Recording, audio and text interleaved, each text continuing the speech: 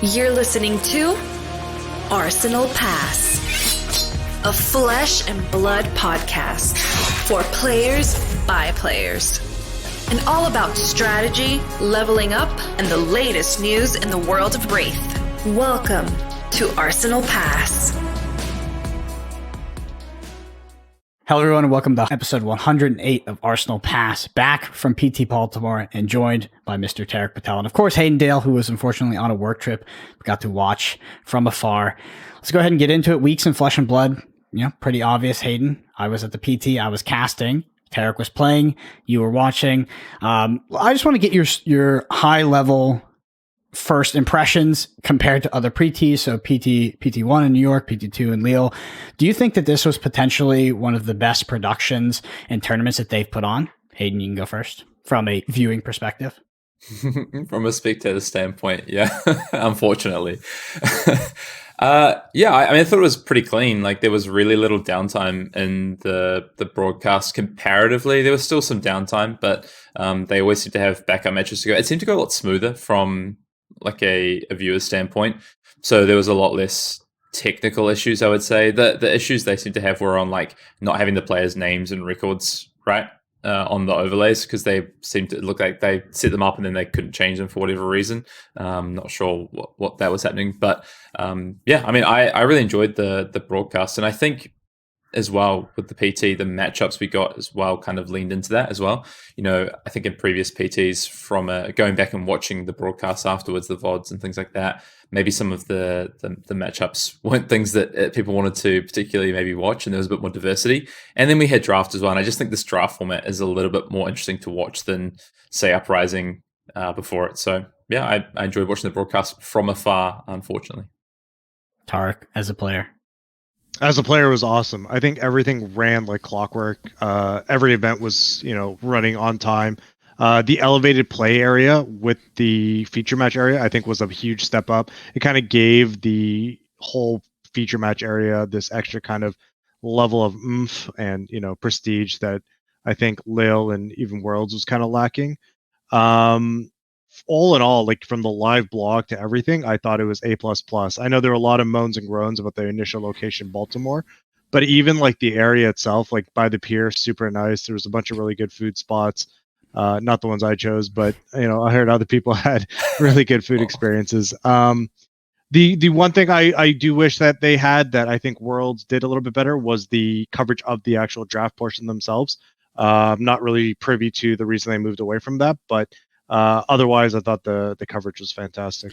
Yep. So, talking from behind the scenes, actually, both of sort of 2 plus points for each of you are actually, they work in tandem, right? So the reason why there was less downtime on the production side is because SCG ran the tournament so well, and there was so little time in between rounds, right? Rounds weren't really extending past their initially planned time, and tournament was really quick, as opposed to potentially some other tournaments, especially in draft, where you can just end up randomly in these sort of draft situations where somebody's pod is taking like an hour to finish or something because there was some mistake. But other than that, it was buttery smooth. And I think that actually led to less downtime, as well as I guess we had some interviews to fit in there as well. Well, anyway, we're going to talk about all that. That is the focus of this week's pod. Just going to head into the news first real quick. So PT in Baltimore, Michael Fang is your champion on Oldham. Sorry if that's a spoiler, but it shouldn't be at this point. It's everywhere. Michael Fang, obviously a very deserving champion and a hardworking player. We're very, very happy for him. Dusk Till Dawn was sort of revealed. We had a bit more of a trailer. Prism was revealed at 16 life. Vincent is the new Shadow Runeblade. The card preview season is from Friday, the June 30th to Sunday, June 2nd. There is Monarch draft coming up. So James actually spoke about this in the keynote, talked about how, with Uprising in particular, we met a sort of extremely long draft season with Uprising. And even if it was a good set, I think most players would have been fatigued by the time we got to the World Championship or even post. So this does serve as a band-aid for that. Monarch was the set that a lot of US players in particular started with, even European players, and it's heavily underdrafted because of COVID. So it is being used in the upcoming Road to Nationals season, and with pre-release for Dusk Till Dawn. I think it makes total sense. The Command & Cookout question is about that, and we'll be getting Hayden and Tariq's sort of thoughts on it as well. Anyway, it's a 236 card set, 1 Fabled, 8 Legendary, 56 Majestic, 77 Rares, 94 Commons, and 10 Marvels. The Calling Antwerp was announced. It's going to be on May 19th to the 21st, and it's classic constructed, but they won a day 2 in top 8, of course. The Road to National Seasons that we talked about is on May 20th through June 4th. In the United States, I think maybe it was APAC was a slightly different date, but for I think most regions, it's going to be May 20th through June 4th. And the for other Europe, dates, I think Europe's the change because of Antwerp. They get like an extra weekend, I think. Yeah, even if it is slightly off, it's very, very close to that anyway. And that's going to be CC and Outsiders draft, which I think is great. Actually keen to see a lot more Outsiders draft moving forward. The Prism statues, the thing that they announced back at Worlds, were actually kind of revealed in more detail at Pro Tour Baltimore, and there's 100 of them. So that's the thing. There's 100 of them. I think they're accompanied by these like Marvel Prism cards that are graded and stuff. There's one PSA 10, and somebody just hits the jackpot with that. So Prism statues, 100 of them. I don't know how you get them yet. Worlds was supposed to be announced at Pro Tour Baltimore, and it is still TBD. Yeah, apparently the backstory with that is that they're still trying to sign the contract. A lot of negotiation, which is understandable. That's sort of how those things go. Obviously, we would love to know as soon as possible so that we can start planning, because it is going to be in Europe, which is far away for all of us here. And yeah, all they said was the City of Lights. So a lot of people are rumoring Paris off the back of that. But I believe that they're probably talking to multiple venues, and whatever pulls through fast enough is where we're going to go. Anyway. I feel like James White said a city with big lights. So I was like, city with big lights. Yeah, I was like, Europe? Because that's most cities in Europe, to be honest. All right, on to the Command & Cookout section here. This is a question from me, and I just want to get Hayden and Tariq's thought on Monarch Draft in a competitive setting, both the Road to Nationals. I think that's actually extending to maybe Nationals. I can't remember. I know it happened in the keynote. I was looking for information on the FabTCG website. Weren't you there? I was. I just don't remember if they said it was at Worlds or if it was on Nats. But Road to Nationals, that's confirmed. Yeah, Road to Nationals is confirmed. So National. Go ahead. Just Nationals. Nationals. Yeah, sorry, Nationals. Yeah, so it's going to be Monarch Draft in the competitive setting. What are both of your thoughts on bringing back an older draft set? And if you have experience drafting Monarch in particular, did you have positive experiences? And do you think it will be a good set to draft at something like this? Tariq, you first, surely. Sure. So for me, I think this is really interesting because I joined Flesh and Blood in Tales of Aria, so post Monarch. So I was never really around in the heydays of Monarch, but I heard it was crazy in North America. You know, I heard the first edition boxes were super hard to get. Anybody that could get their hands on them just made a bunch of money. I know Rob Seigel, who really got me into the game, was telling me like his early heyday stories where he'd drive like an hour to like one of the only LGSs in America that would have the boxes, and then just literally crack the boxes and sell the singles for almost double their value. And he made a killing on it. So from what I understand, it was kind of a really fun and exciting time in Flesh and Blood. But me personally, I never drafted this set outside of a couple of fun drafts. And I think I did one sealed event. So for me, this almost feels like a brand new set that LSS doesn't even have to kind of do. And I'm excited because I get to learn a completely new draft set in limited format. And from the little mumblings I've heard from my teammates, Nick Butcher, Matt Rogers, and so forth, I've heard Monarch's a fun draft set. So I'll take their word on it. And it gives me something, you know, new to do and focus on in terms of a limited setting going forward into nationals. You should ask Nick how much he enjoys drafting Prism, and that's it.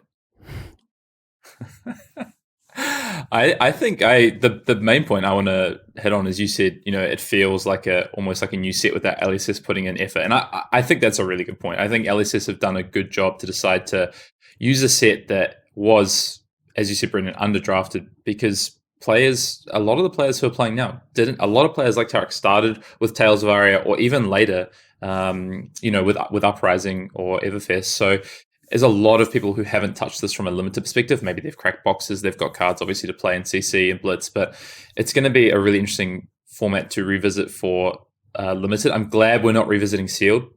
I played that seal format a reasonable amount for the calling Auckland, which was kind of the first of, I guess, this reset of callings. And the seal format wasn't particularly great. It was a lot of like prism piles and things like that. So I think the draft format is a lot more interesting.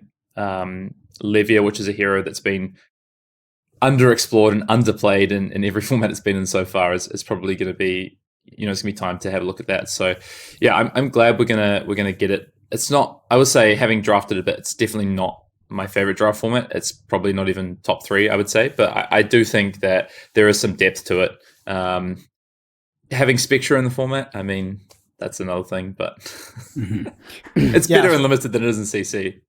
Yeah, so my experience with Monarch Draft is I really enjoyed it, but I could be biased towards it, biased towards Monarch Draft in the sense that most of the people that I drafted with definitely had an affinity for light heroes rather than shadow heroes. It's just kind of how it was back then.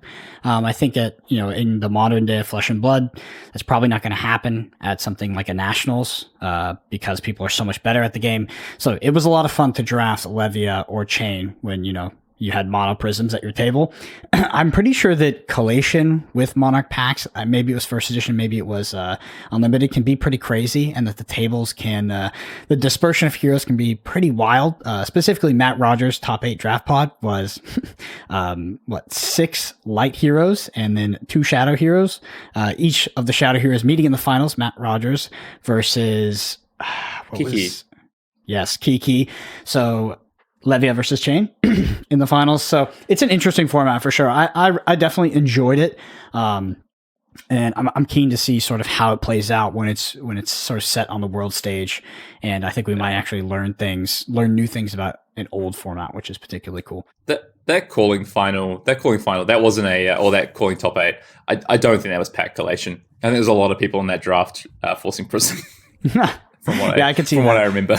A lot of people really had an affinity for those light heroes because what's interesting about the light and shadow split in Monarch is that the light heroes is like, especially for a newer player or maybe someone who hasn't practiced as much with the shadow heroes, they actually don't really have an apparent downside where I think with the shadow heroes, you can just actively lose yourself the game consistently.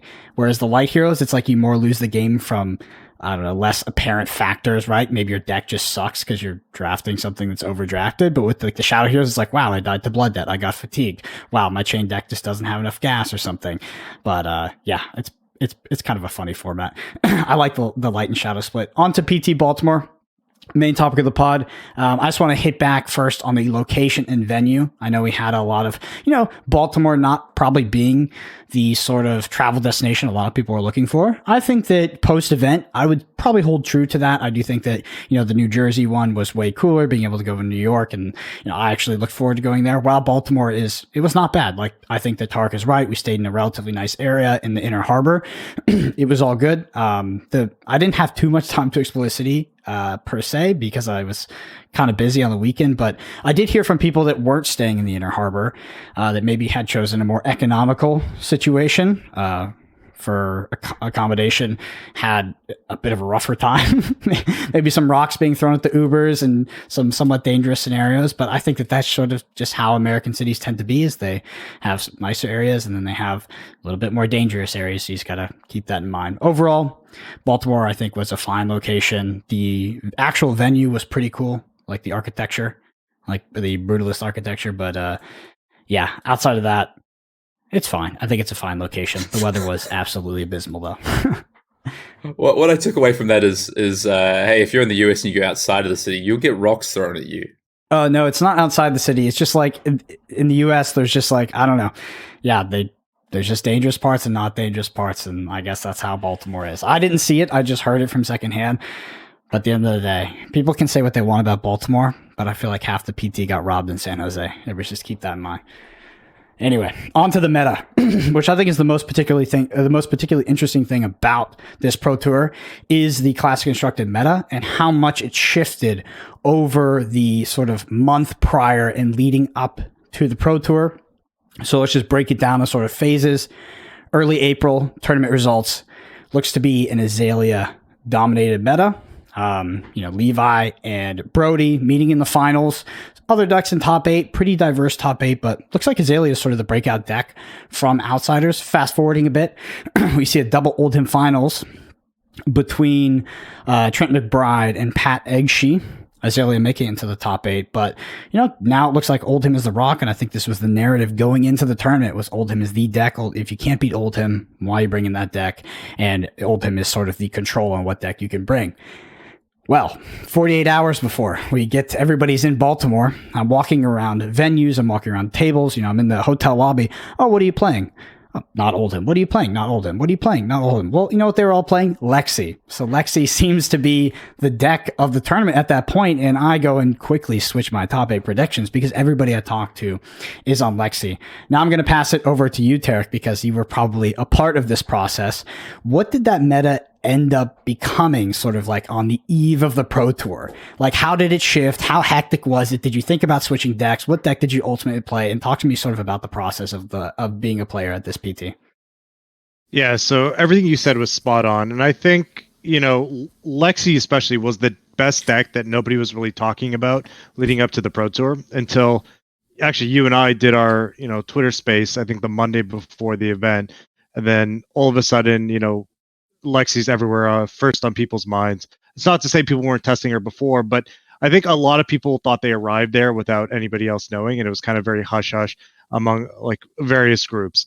I, for one, took a much more open approach to testing at this Pro Tour than I previously did. Previously, I would just stay within the confines of my team, but I actually reached out and I tested with almost every Canadian I know, from like Yuki to Jasker to every kind of Canadian around here. So it was interesting kind of getting everybody's idea and feelings of the metagame in the weeks kind of leading up. I myself, I mentioned it on our Twitter space, if you guys were listening, was kind of between Oldham and Lexi, with a quick, consideration of Briar after talking to both Brendan and Hayden, based on the metagame choice. I think we largely got the metagame correct. We said Lexi, Oldham, Dromai would be the top 3 decks, and I think that ended up being the case almost to a T. In terms of, last minute switches, there were a lot of last minute switches in our group. My good friend Matthew Dokes was actually on our Lexi deck right until like I think 10:30 Thursday night, and we were playing mirror matches in the lobby. And I remember there's just one game where I go like Arctic Incarceration into Icequake into Arctic Incarceration, like back to back turns. And he just looks at me. He's like, I can't play this goddamn deck. And he just like picked up his deck, put it in the deck box. He's like, Nick, send me your deck. he sleeves up like Nick Butcher's like 80 card deck like in the 11th hour and just registers it and sleeps peacefully.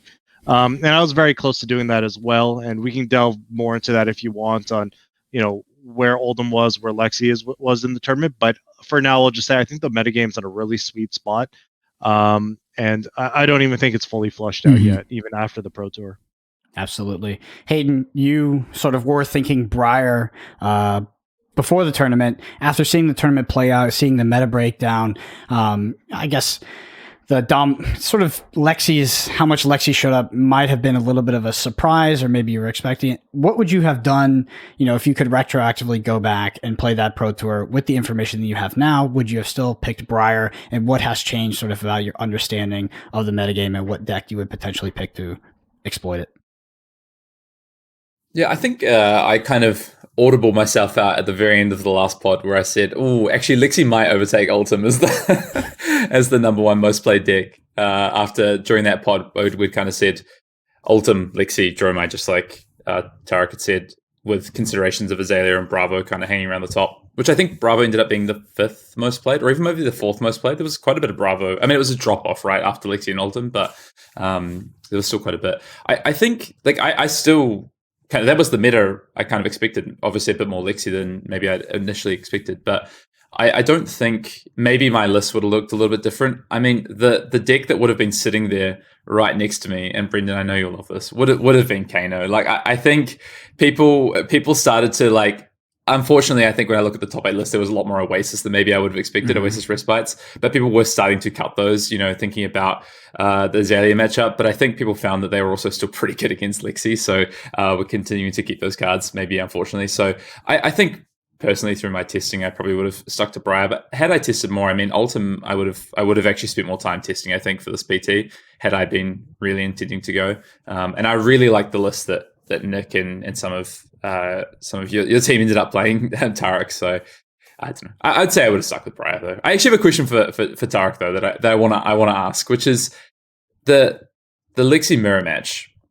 You were talking about Matthew Dukes, just kind of packing it in after we played that mirror match. That mirror match, from my experience, sucked. Like, it was unfun. It wasn't enjoyable.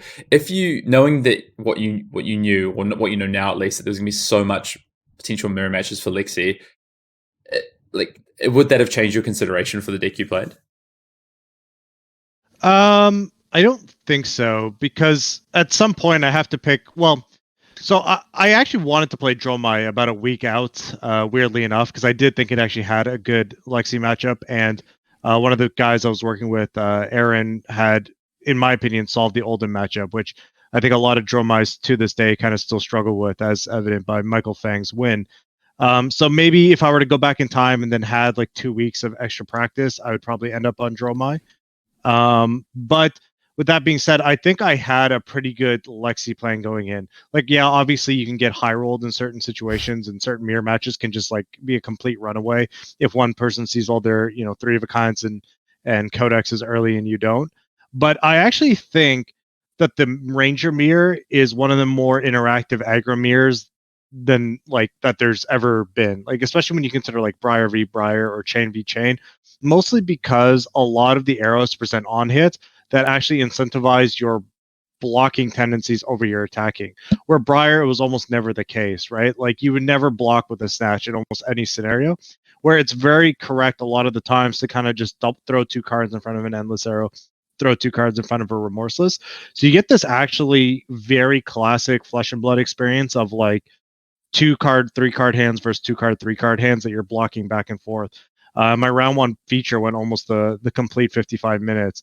And I ended up losing to a Rain Razors. But, there are definitely the runaway games where people really kind of, that sticks in your mind. And I can definitely look back at my Pro Tour experience and be like, man, I had some, key unfortunate mirror situations. But by and large, I actually really enjoyed the mirror throughout the weekend.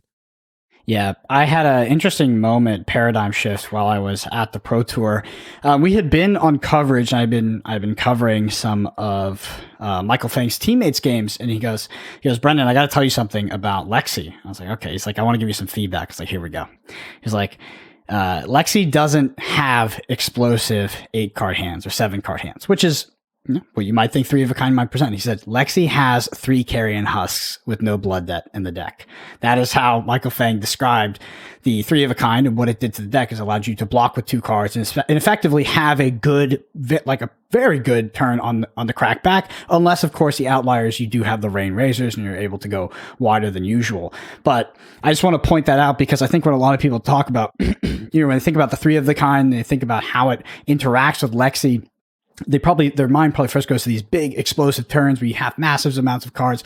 But I do think it is more centered around mid-range, blocking out, and then playing those 4-card hands, because even Lexi has trouble utilizing something like, a 7 or 8-card hand. Hayden, you said something pretty interesting that I got to cycle back to. You mentioned Kano. So I think that this Pro Tour was the Pro Tour where the most Kanos ever showed up. I believe it was 9. I do think it was one of the worst metas for Kano, which is pretty funny. But the reason why there was 9 Kanos that showed up is because Alexander Vore finally got his team on the spice, right? Alexander Vore made the fire start to burn with the team over there in California, and they all showed up on Kano. So, I mean, I will tell you that I saw Chris Iali and the whole group of them sitting in the lobby every single night after the tournament, just playing Kano games and just laughing and having so much fun. And so I think that group is going to permanently be on Kano. But I was surprised to see it as well. Hey, 9 Kano showing up. I do think it was a rough meta for Kano. Maybe could have emerged into that, given a little bit more time to mature. But like you said, the Oasis for Spice were still in there. I think that Lexi could have been a pretty tough deck. And I think that just comparatively, if you look at PT1 and Worlds, I do think those were better metas for Kano potentially. But yeah, I mean, Kano is sort of becoming a more widely adopted deck, with us seeing 9 people on the deck. And a lot of those players did well. And I tried so hard to get them on feature match. I really did, but I couldn't, because they most of them dropped the draft down to 2. So on day 1, it was tough. But anyway, the sort of emerging thing for me outside of the Pro Tour when it comes to meta is Dromai. I think that Dromai could have made number 3 on anybody's list, but was very much number 3 and not a number 1 or 2 deck. Putting 2 Dromais into the top 8, I think that it exceeded what we expected for that deck, at least for me. And we saw wildly different builds. Mara on this sort of red line aggressive build, Yuha on such sort of a more standard Dromai build. What do you all think about Dromai's performance? Do you think that we maybe didn't really give the deck the credit it deserves? And do you think Dromai potentially has more innovation to come? Do you still think that deck is being figured out? Because I feel like the power level of Dromai and the success of Dromai is sort of increasing linearly as we progress in time. And it's also very much subjected to a very small amount of players. The rest of the players who seem to pick up the deck do very bad with it, but the few people who have really put in the time are seeming to get consistent success. Anybody can take it.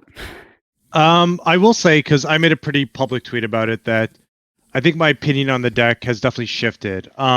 Especially before, I believe, Dynasty, we didn't have some of the dust cards that Dromai has access to now, and I think that's given Dromai a whole arsenal of tools that it didn't have before. In terms of results, I think Zero ended up topping the calling as well. So I think there's a huge kind of play edge as well, and how you kind of plan your deck around certain matchups has a huge impact on how the deck performs. It's interesting because we don't know kind of how much draft kind of muddled Dromai's results at the Pro Tour, but I believe the top Dromai players all had very good classic constructed records. They did, and I'm willing to bet that it was largely on the back of having a really good Ranger matchup. That was one of the areas of concern I identified early on in testing when playing Lexi. You almost instantly lose the game if they have an early enough Tumultai. They could probably just fatigue you at that point. Being able to pop your New Horizons means you can only really attack with 2 arrows a turn, maybe 3 if you have a natural Gogan arrow in Arsenal. So I do think Dromai had a very good Pro Tour experience on the back of Lexi, a favorable Lexi matchup. With that being said, I still think a lot of the Dromai list that we've seen at the Pro Tour, I know there was like touts of innovation because they were playing Seeker's Gloves or whatever it was, but the lists are largely the same. There were some that were running more defense reactions, which in my opinion is not the way you should be targeting the Oldhim matchup. And I think they still kind of are struggling with their same classical problems into Guardian that they were before. But they got a good record out of it, and they'll be able to say, look, Dromai is a really good deck. You should be playing it, which it is a solid deck. But I still think their deck has a lot of room for innovation. And I just destroyed my passport recently, which kind of sucks. I accidentally threw it in the washing machine. But I was trying to get out to the calling in a couple weeks over in Belgium, and if I were to go there, I'd probably take Dromai myself. And I have a couple really interesting ideas I want to kind of flesh out in the next couple weeks. So if I get a fast passport, maybe I'll be over in Belgium and slinging some dragon. Hayden, what are your thoughts on Dromai post-performance? Well, first of all, I commiserate with Tariq because I did that after PT1. I got home delirious and tired, threw my jacket in the wash, and then hung it out in the line. There's this black ink patch down my jacket. I'm like, fuck, come on. A few $100 later to get a new passport. It's frustrating. The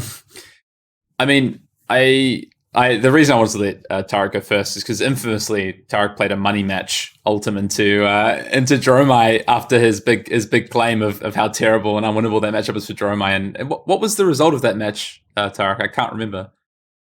I lost. I heard somebody mention that on stream, actually. Oh, Jesus.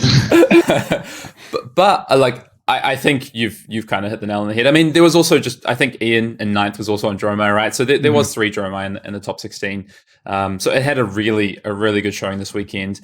I think if anyone's out there saying, and Tariq I know has definitely changed his tune on where he thinks the hero sits. He doesn't think it's unplayable anymore. But I think anyone that was before the event saying it was a terrible choice or it was unplayable just didn't probably understand what the metagame was going to look like, because this probably was the best possible metagame for Lexi really spiked. Oldhim started to drop off. Azalea was still there. Some of the decks just maybe weren't able to think about how they would attack Dromai. Didn't have the right plans for it as well. And I think you see, what Mara and Juha did. I think, from what I understand, Juha was one of the 6-0 drafters, but that's still a 6-2 record in Class Constructed. So that's still an amazing record with that hero.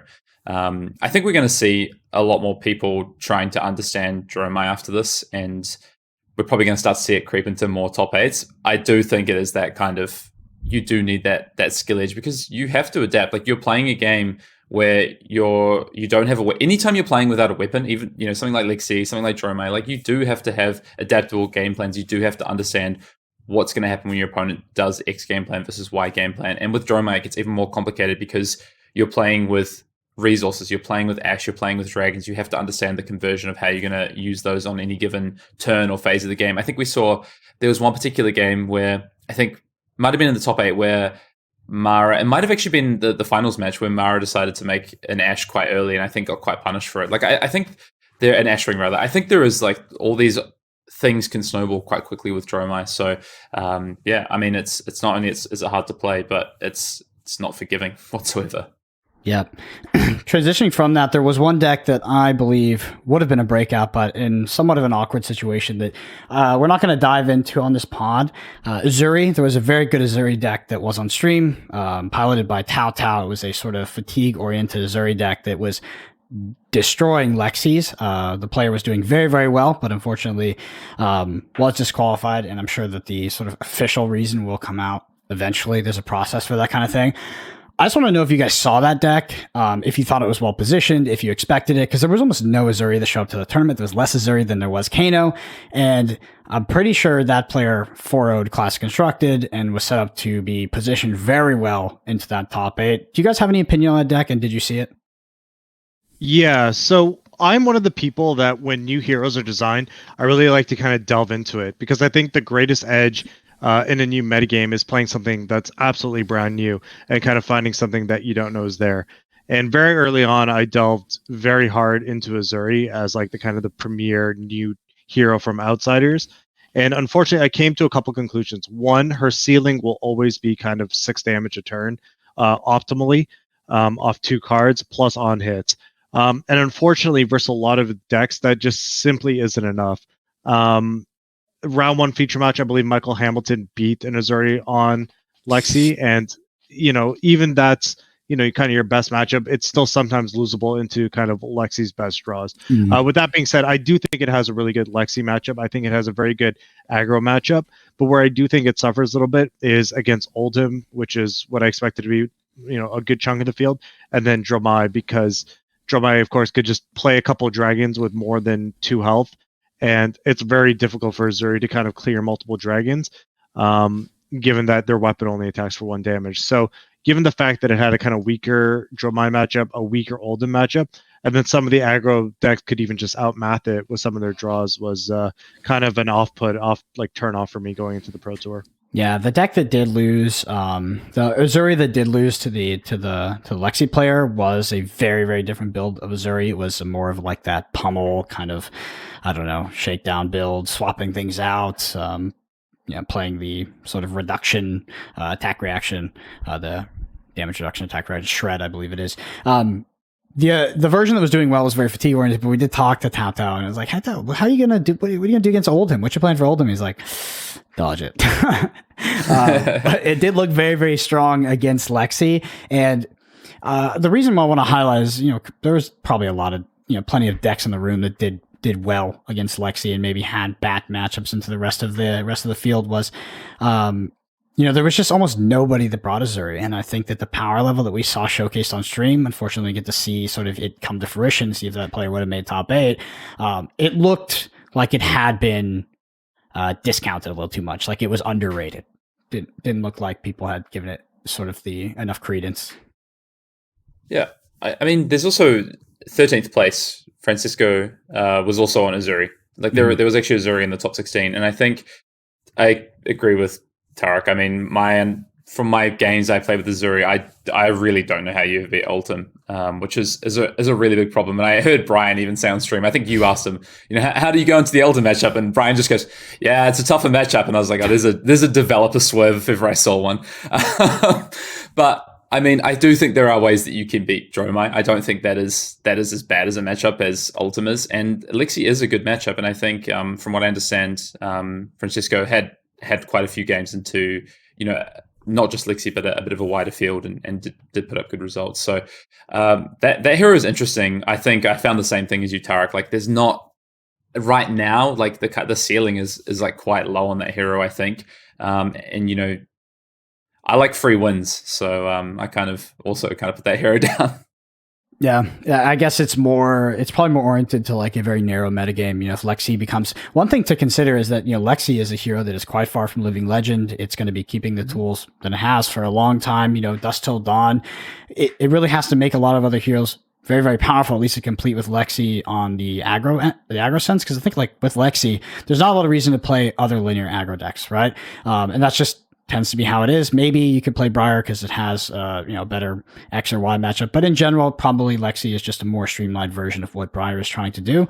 So I think that with Lexi being so good and maybe becoming more and more popular because it is that linear aggro deck, do you think that we'll see more of a response against that? And do you even agree with my statement? Do you think that, like, if we look at this meta and we extrapolate to the future, we can even say for the Calling Antwerp, what do you think is going to be the most popular decks, and what do you think would be the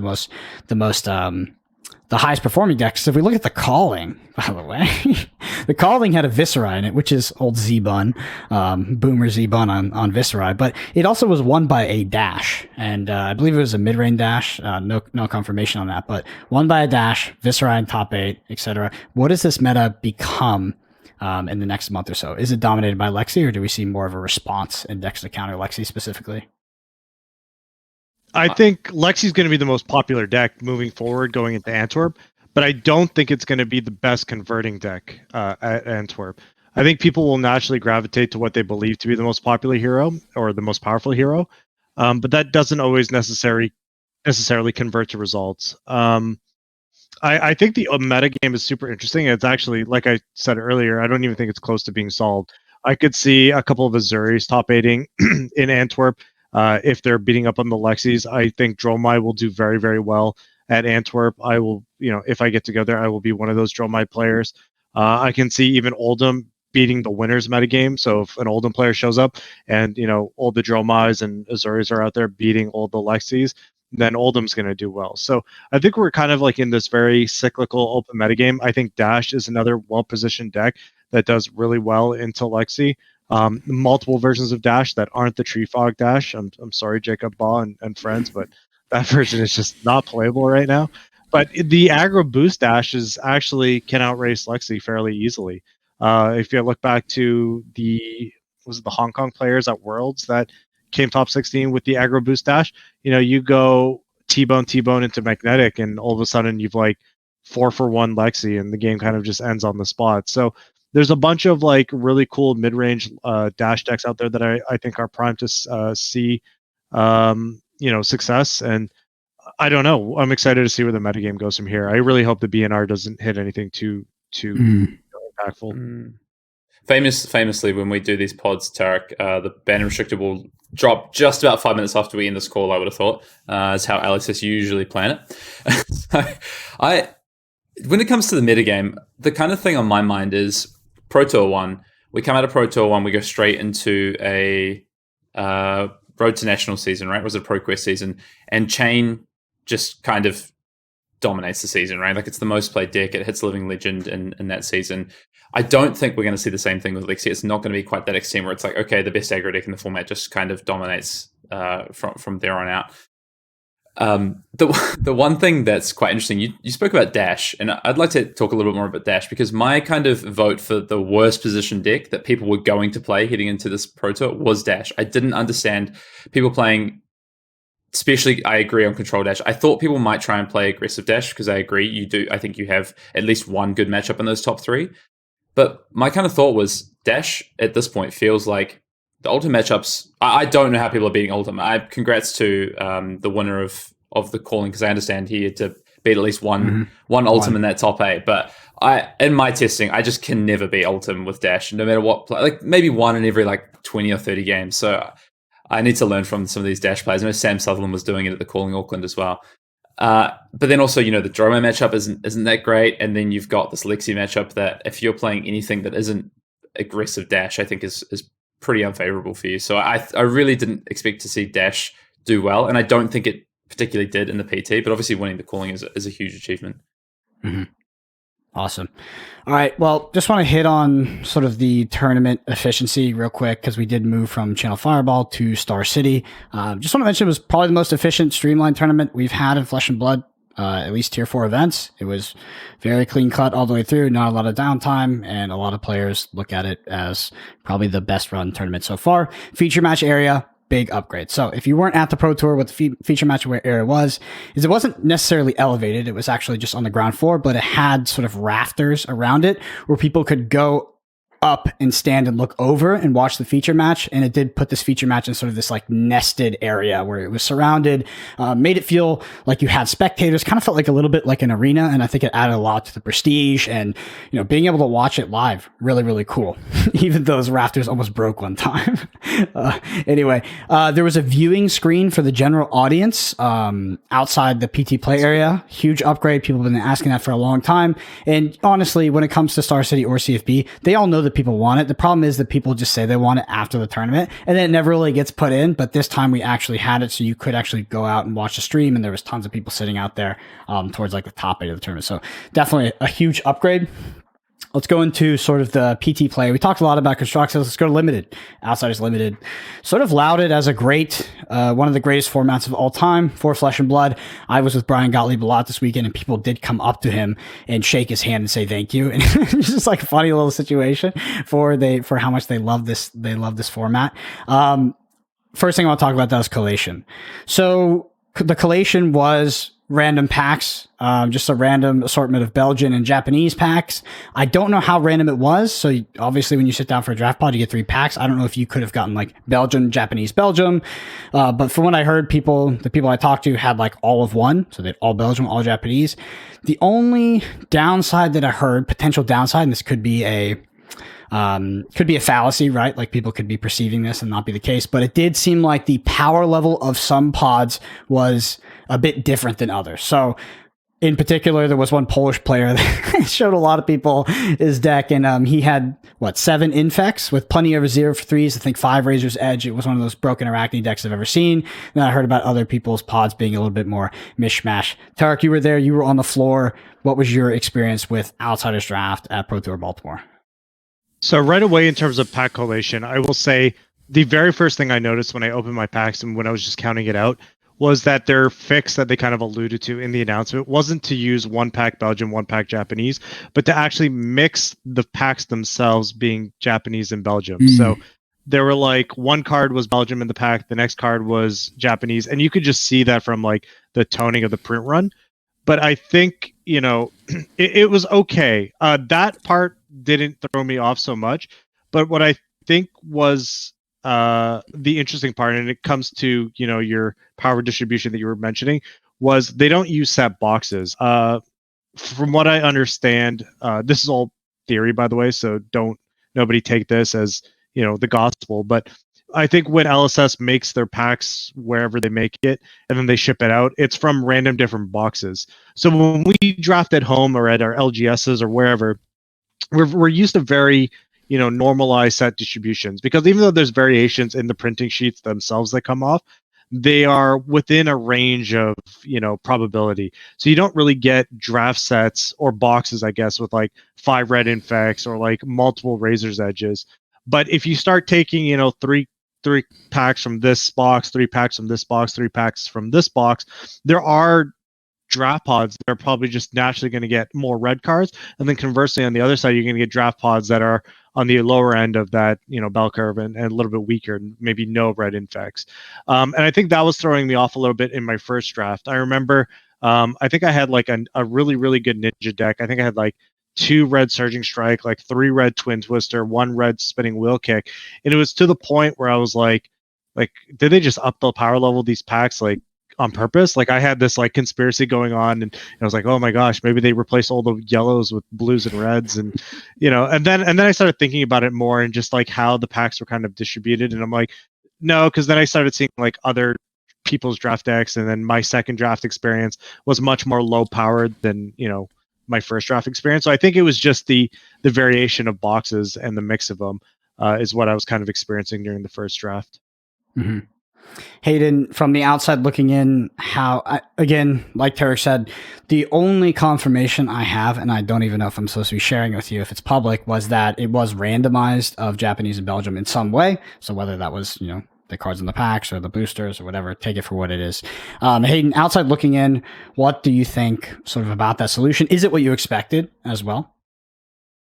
I spoke about this last week about what I thought they may or may not do, and I think I ended by saying I think the worst thing they could do is mix the packs, because the printing is different. It's visibly different between them, and it sounds like maybe it wasn't that big a deal, even though they did do that. Tariq, I don't like that. I really don't like that. And I mean, I wasn't there at the end, so I didn't experience it. So I can only speak from what I've heard happened and what that ended up looking like in the drafts. We didn't see a draft viewer, which I think is, I would have loved to have seen a draft viewer for both those drafts. I think those are really good on coverage. But you already explained that. I think, I don't think that's ideal. I think they really need to make sure that they've got a solution for Worlds for the next set that comes out. And I mean, ideally, the solution is fix the ability to match print runs across different printers is the ideal. I hope they can get that sorted for the next set. If they can't, I think they need to come up with a better solution for that. I just think that, like Tariq said, when you start grabbing, you change basically what the collation is. That's different. That's not what the experience is for a product when you buy it off the shelf. And I think that the experience, and I know there was a lot of discourse on Twitter about, well, these are the best players in the world, they should be able to adapt to a situation. Yeah, sure. But is that enjoyable? Is that an enjoyable situation to put players into? I personally think it's not. It's not an enjoyable situation to be put into. And I don't think it's necessary to put people into that situation either. I understand for this one with having two, vastly different, they are vastly different. I will say that print runs in different regions of the world causes those issues, and to come up with a unique situation. But yeah, I'm just not sure that that's something I would like to see ever happen again. Yeah, the main reason I want to highlight this issue is because just so we can sort of record what the result was. I know we speculated a lot, we wondered what they would do, and now sort of we have a case study of what the solution was. And I think that's important moving forward if this ever happened again, so what we could potentially expect, because I do think that, maybe you could get an edge by using this as a sort of quarter case to reference. Anyway, regarding I think Tariq has something to add, though. Go ahead, Tariq. Yeah, I just wanted to really emphasize that I think I understand as a player why they did it, because they didn't want you to kind of feel the packs and go, okay, this is a Belgian pack, so I know my opponent took XYZ class card, and then kind of force a hero. So I understand where they're coming from. And if they didn't actually change the individual cards, like if they just took a red Japanese card and replaced it with the same red Belgium card, I was okay with that. But I will say from a player point of view, it did change our drafting strategy a little bit, knowing the power level box difference that I mentioned earlier. Brendan, we talked about this a little bit last week, but Fatigue Azuri was one of my premier fun backup decks that I loved going to, because it was super easy to draft. It was kind of fail proof. Like if you're trying to go for a really good Arachne deck and you just didn't quite get there, it's a very easy to pivot to. And I remember Friday night after day one, we kind of sat together as a group. And when we were all kind of recounting, our draft felt kind of really powerful, this draft kind of felt really not very powerful, that I kind of, as a player, had to rule out drafting that defensive Azuri deck. Because if I was in a pod with the kind of a little bit higher power level, that Fatigue Azuri strategy just kind of falls by the wayside. So I will say, I do agree with Hayden a little bit. When you're mixing boxes and stuff, the experience isn't quite the same, and it really forces players, when you develop drafting strategies, which has nothing to do with pack collation, it kind of changes what we can and can't do. So all of a sudden, my first draft on Saturday, I had to go in with a kind of on the fly draft plan where I can no longer kind of do assassin and then safely pivot to this safety net that I'd worked out for weeks beforehand. So I just wanted to add that, because I think Hayden brought up some good points at the end. Yeah, I think that's good to add. In terms of, so from, at least from the coverage perspective, the drafts that we did follow, we followed one pod for each day one and day two. The sort of the hero split was what we expected, around that 3 to 4, maybe 5 ninjas, but in this case it was usually 3 to 4 3 to 4 assassin, 1 to 2 ranger, and then 2 to 3 ninja. Seemed to split down that way in all the pods we featured. Obviously not the case for every single pod. The most powerful decks we saw on stream were Azalea decks by far, but the way that tended to play out is the Azalea decks seemed to be a bit feast or famine. So we saw we saw both tables with I think 2 Azaleas, and there was one Azalea deck that was just infinitely better than the other. The best strategy we saw on the weekend, I think the sort of the safest and most perseverant strategy was Fatigue Azuri. We saw Alan Lau multiple times on stream take pretty average decks and perform extremely well with that strategy. So I think it was probably one of the most powerful things to be doing in the pods that we followed. I just want to sort of hit on that so we can remember it for the future.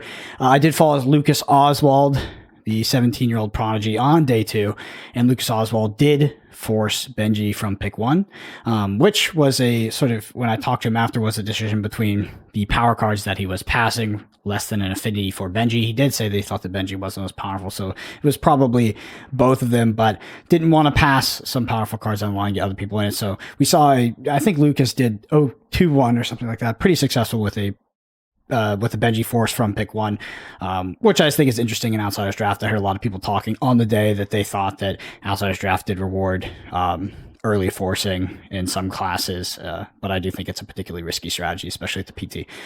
So yeah, just want to record that for the future. Last thing here. Yeah, so for drafts, following drafts, recording drafts, I just want to get this out there because I know we've talked about it, Hayden, but just so everybody knows, it's not with following drafts for the coverage team. It's everybody knows that it's better. It's objectively better when everybody wants to do it. So that actually comes from LSS, and it's in regards to tournament integrity.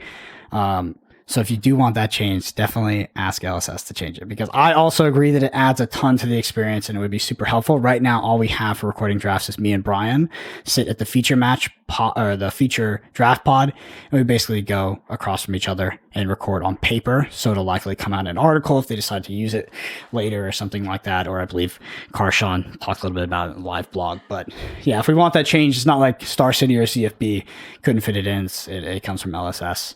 At that point, but I do think it would be awesome because we did it at some other tournaments, I believe. Is that correct? We followed drafts before?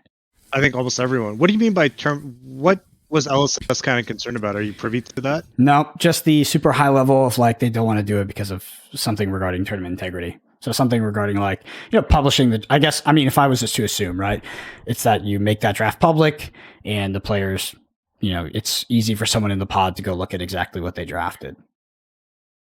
I mean, I feel like this is done in other high-level events. The cleanest solution would just to be open deck list for the feature pod. But I don't know. It would be interesting if LSS would expand on that, because I think that is a huge part of coverage, and I think that's probably one of the most interesting parts of Limited is the actual draft portion. So I'll be interested to see what happens going forward into Worlds. Agreed. I do think when it comes to integrity, though, like one of the things about Flesh and Blood, I think open deck lists punish you a lot more in Flesh and Blood than they do in other card games, especially in Limited, where once you've seen, like, I remember going back to them playing like best of threes in Limited events, and it's like after the first game, it's kind of irrelevant. You've seen your opponent's whole deck, you can formulate the game plans, and often the stronger deck, if the players are reasonably matched, is going to win because you just understand what's in the deck. You can play around their one of, spike with frailty, whatever it is. And I think that is like a problem with open deck lists. But even if that is the case, I think one solution would be you could run the draft afterwards. You could show the rounds of draft, and then during the lunch break or whatever, you could show the draft. Maybe get the player that 3-0'd the pod in, or the player that was the draft viewer to talk through their draft with the coverage team. Like, I think there's a lot of opportunities to do that. It's just about maybe how it's done. I do understand the integrity piece, though. I think if I was in a pod and they were, it was like, this is going to be open deck list because of coverage, I don't know if I feel great about that, to be honest. Mm-hmm. Tariq, how did you feel about the skill level of the players in draft, specifically at Pro Tour Baltimore? I think Pro Tour has always been kind of that next level. Especially the Europeans are always kind of on their game. I thought the skill level of all my opponents from, the first draft to the second draft were pretty top tier. I think especially with draft being second after the classic constructed rounds meant that, the cream of the crop naturally rises to the top. So given that I was X1 in both my draft pods, I was drafting with very competent players all throughout. There were definitely no freebie, matches I've played, and all my drafts were really tough. I think people were staying very open for a really long time, and I had to play my seat, as best as I could just to get out of it. I will say my second draft was a bit of a train wreck, and I am super happy I got out of it with the 2-1. And it was really interesting to how that happened. Just going through it real quick, the guy complete opposite for me, so 4 seats away. My first round opponent, however you want to think about it, pack one, pick one, the Riptide specialization trap. And he was only taking like primarily traps pack one, which ended up being so that not only I saw a lot of arrows, but the person 2 seats to my right saw a lot of arrows as well. And it actually ended up that like we ended up in a 4 ranger draft pod through, in my opinion, through no fault of my own, because to me and the person to my right, it looks like there's a ton of arrows flowing through when the other Riptide player is taking it. But got out of it with the 2-1, and I have to tell this story because I said I would say it going into it. I played against Ian, the Ian TCG person we were talking about earlier, who was on Dromai, and we're both 1-1 in the draft pod, and he sits down across from me, very European, very coy about it, very tongue-in-cheek sometimes. He says to me, he goes, I would ask how your draft pod go end, but given that you're one of 4 Rangers, I already know the answer to that. And so I just look at him and I'm like, I hope if you lose, I will never let you live this down. And he was on Benji. He was like a 1 of 2 ninja, and I actually ended up fatiguing him. So if you're listening, Ian, there you go. I told you I'm never going to let you live this down. So. Did you tell him after the match? I told him before the match. Like after he said that, I just looked at him like, if you lose, I will never let you live this down. So, There we go. Awesome. So, this weekend I was on stream. I was commentating. Just some things for me. I thought that it was a really well-run event from SCG on the back-end production side. Some things I would change. I do think that they could potentially do some more audio work on the sort of like the post-processing, even though it's live. I do think the audio can be, the differential can be a bit big. Some of the casters have like very different ranges, and I saw the volumes are being adjusted a lot. Sometimes, chat was complaining about quiet. I also would put someone, I would take a competent flesh and blood player, competent enough, and I would put them on card images all weekend. I think that we should have someone dedicated to card images, and almost every single card that is talked about and in play should pop up.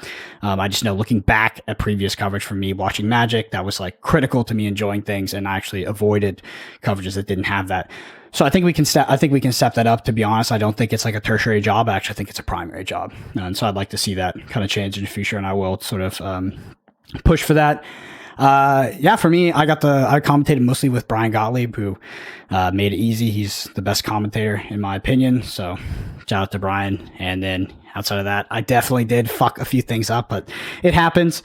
Most notably, it was really hard to call Michael Fang because I've only commentated Michael fucking Hamilton in that situation. So a few times I had to correct myself saying Hamilton. But overall, great experience.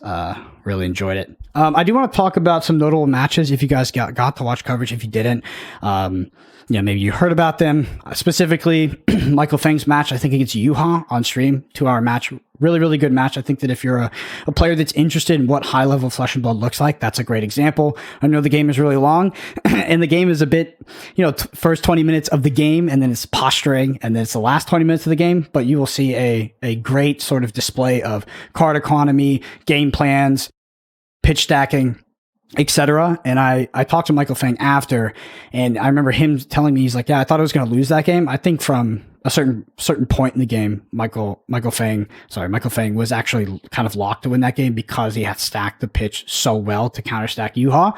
But I thought Yuha played fantastic. Michael Fang's staunch responses in particular during those ghostly touch turns came in very, very well. But really excellent display from both players, and it was probably one of my favorite matches to watch. Outside of the finals, right? So I know I'm giving Michael Fang a lot of credit, but he did win the PT, and I think that it was very deserving because of how Michael pivoted his strategy in the finals, playing the same hero, by the way. Obviously, a vastly different deck. Mara had a very aggressive deck, but comes out extremely aggressive, pressures Mara on the 2 blocks, also stops himself from being opened up to Mara's better early game, because I do believe Mara's deck had a better early game than Yuha's. So those are 2 matches for me. Just want to pass over to you guys if you guys saw anything on the weekend that you particularly liked. I already mentioned it, but watching Alan Lau in Limited on Azuri was also quite impressive. Yeah, I just want to echo that. I think Michael Fang is an absolute master. I've been a fan of him for a while now, and I think he's probably, even to this day, maybe the Pro Tour change will change it now, but I'm saying it for a while. He's the most underrated player, if not in North America, if the world.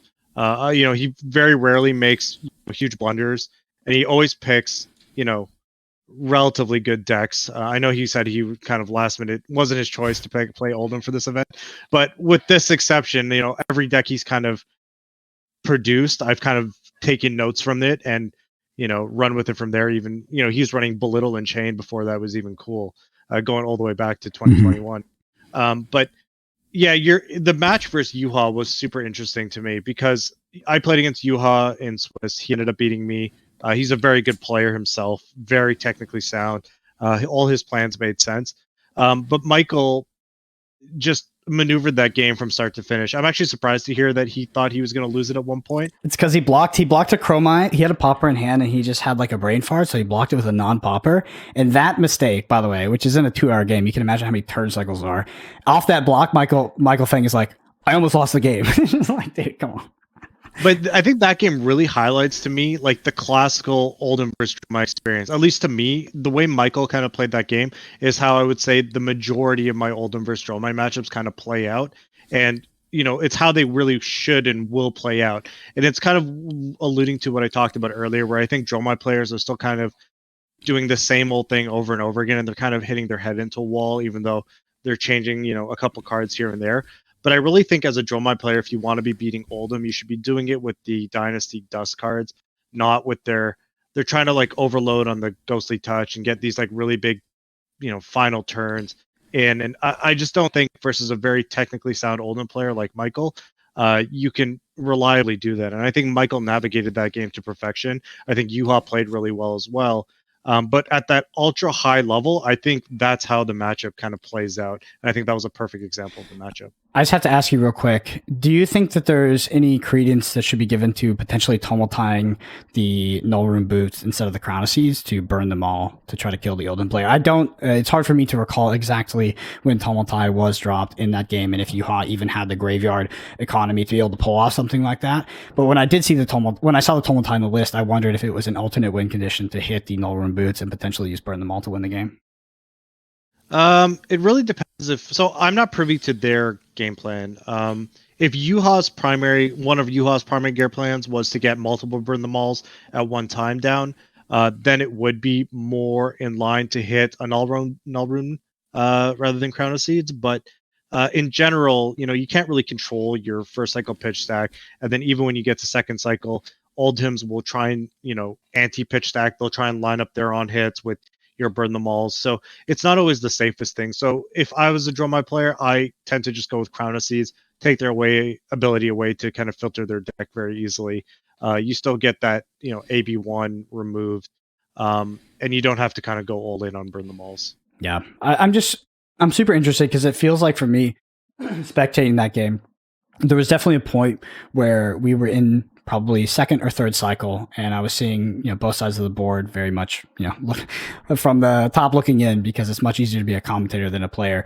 But it did look like Michael had maneuvered to the game to a point where there was enough poppers in deck, there was a staunch responses to back up, that there was almost no way that Yuha could win the game via the Ghostly Touch endgame. It literally looked like it could not win if both players didn't make mistakes. Like in the perfect game, the Oldhim wins every time unless Oldhim makes a mistake.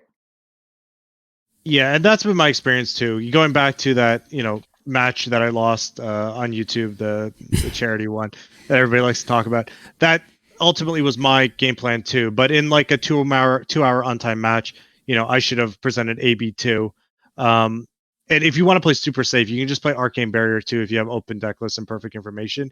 And you can kind of do that versus the classical Dromai plan. I know the purple Discord Dromais are going to be up in arms and absolutely furious that I said it, but I think Michael Fang played that to perfection. And like you said, I don't think there was any point in that game where I thought Michael was going to lose. And I think that's saying something after I also think Yuha played it to close to perfection from the Dromai side. I just think they need to adopt a different game plan, and there's new tools that LSS made available to them. They really just need to start adapting them rather than hitting their head against the same brick wall over and over.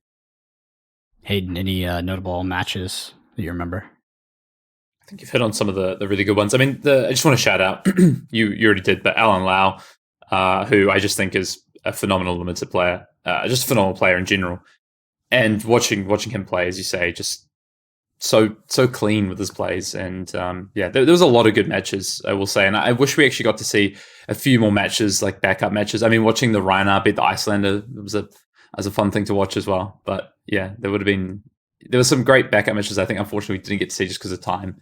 That would have been nice. I hope maybe we get to see those somehow. That would be great. Maybe LSS upload them or something. I mean, there's extra content there, free content for LSS if they want to use it. Yeah, absolutely. I think it's a great idea, to be honest. One of the last things I want to mention is just the overall hype for the game and the atmosphere at this Pro Tour. I think that most Pro Tours are like that. Like they're the sort of the energy is electric, but for some reason, Pro Tour Baltimore, I think off the back of like this Worlds into Dynasty, Outsiders was definitely a hit. I think it's a great limited format, added a lot to construct it as well. But I feel like, the general community was a little bit low in morale for a little bit in Flesh and Blood. And I feel like Pro Tour Baltimore just really spiked that. Like everybody was pumped. The keynote was awesome. Dust Till Dawn has everybody hyped. And the meta in this class constructed meta in combination with limited meta, I think created one of the best tournaments we've ever had. I think in closing, the best way you can summarize it is just like Pro Tour Baltimore was, I think, a massive success and one of the best tournaments that Legend Story Studios has ever put on. Tariq, do you agree as a player? Yeah, and I think I was making that comment on dinner on Saturday night. Like, I think there was something ridiculous, like 972 players. 914, yeah. 14, excuse me, yeah. And, I was talking to my friends who also play Magic the Gathering, and they were going to SCG cons, but that's more people than their, 20K tournaments get in the flagship game that SCG runs. So, and if you consider, people are coming from Europe, but only half of those people didn't make day two. So that still means that like 700 plus like localish Americans traveled and then played in this calling. I think there's a huge appetite. And even myself, after I played this weekend, I messaged, a bunch of people, or we were just talking about it in our group chat. I'm like, this is one of the greatest games I've ever played. Like, even though I didn't have the result I wanted, I lost my winner into top 8 and I was quite depressed. I still left that weekend feeling like this is such a fun game. Like, I kind of wish I was going to Antwerp, and if I didn't throw my passport in the washing machine, I probably would have bought my plane ticket to Antwerp by now. Mm-hmm. Hayden, anything from you in regards to that? I just want to firstly commiserate with Tariq on losing winning into top 8. It's miserable.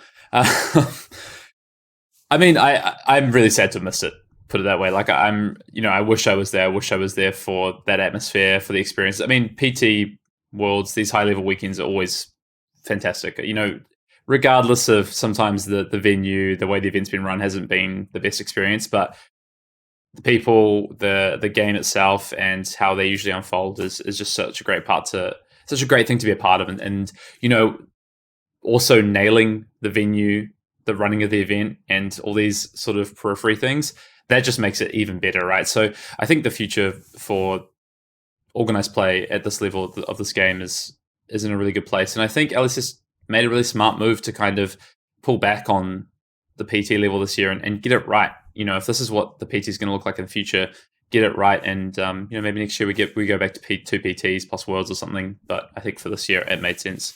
Yeah, I think you could feel there was a bit of a higher production value. Maybe it was just a lot of SCG just executing really, really well. But even if you look at on LSS's side, the live blog, I mean, I think that's, a lot of people would have been like, yes, of course, that's a great idea to do that. But now that it's finally implemented, I think it was an absolute success.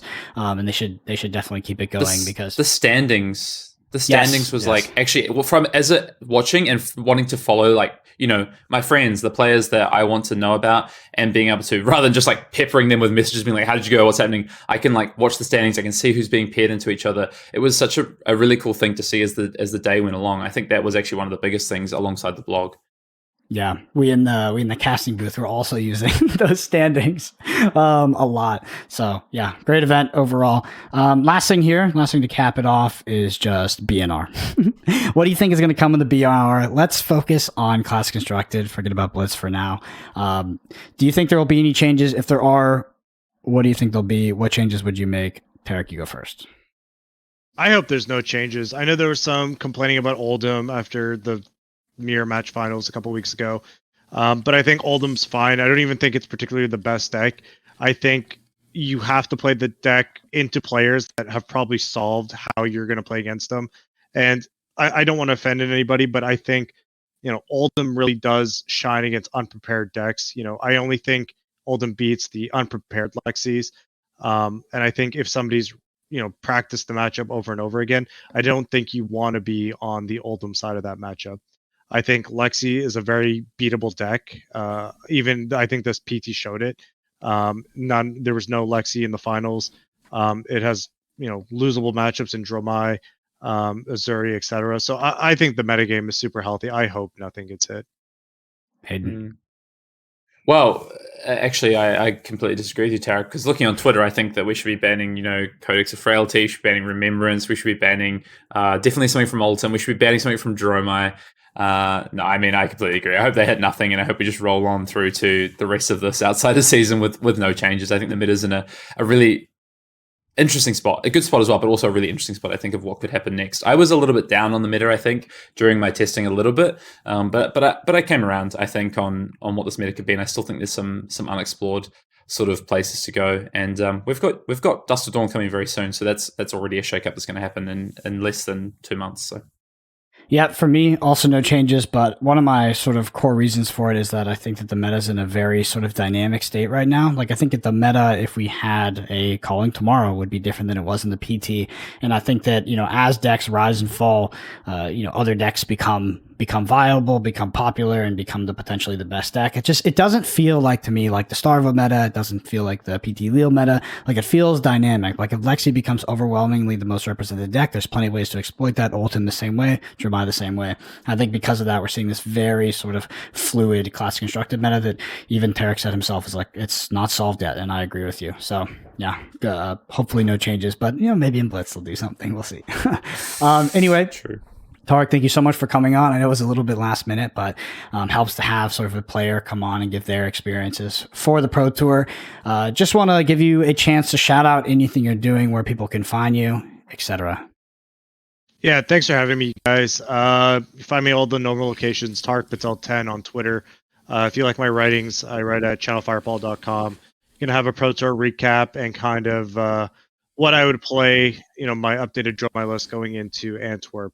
Hopefully I'm able to make it. If I'm not, then I'll see you guys at whatever the next event is. Awesome. Well, there's a YouTube version of this podcast. If you're listening on a pod platform at youtube.com/ArsenalPass, Hayden and I are also on Twitter at BrendanAPG and at Fien_Dale. Got some deck techs, deck guides up on the Arsenal Pass Patreon, and more to come as we head into this road to national season. So go check that out. And yeah, that's it for this week's episode. Thank you all so much for listening, and we'll talk to you next week.